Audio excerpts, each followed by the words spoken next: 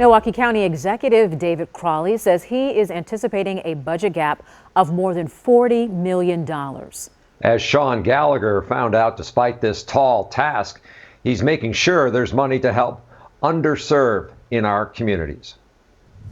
This pandemic has highlighted racial disparities for African Americans in health, income, education, and more. But despite the massive gap in this proposed budget, County Executive David Crowley says he is determined to make Milwaukee County the healthiest in the state by advancing racial equity. Years of intentional, institutional, and systemic racism have worked to the advantage of white residents and to the disadvantage of people of color. As the first elected African-American Milwaukee County Executive, David Crowley feels it is imperative to make budget decisions through the lens of racial equity. How do we start making bold and unprecedented changes during an unprecedented time? Crowley is focusing on 3 areas to improve racial equity and make Milwaukee County the healthiest in the state.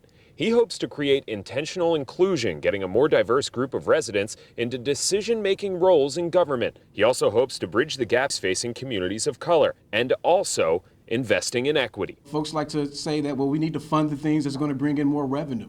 But we are talking about being the healthiest county in Wisconsin. And so we have to figure out, how do we invest in those who have, historically been underserved. Crowley's budget maintains and increases public transit access, helped out by money from the CARES Act, making it as easy as possible for riders to head back to work when the time comes. This budget includes no major changes to fixed routes or paid transit service.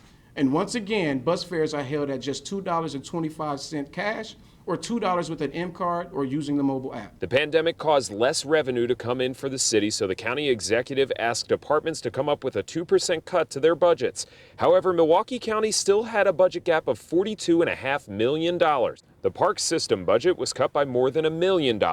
For me, it's about how do we continue to go to the state level and advocate for the 1% sales tax that we absolutely need, not just to provide the critical services, but to invest in our parks. Crowley says a 1% tax increase could result in a $160 million increase in revenue. That money could go a long way towards balancing the budget without asking for more funding from the state.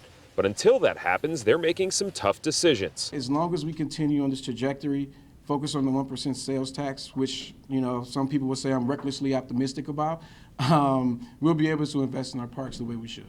And Crowley says if they can start this process in one of the worst economic times in history, it could go a long way towards making change. When we think about systemic racism, it took over 400 years for us to be where we are right now.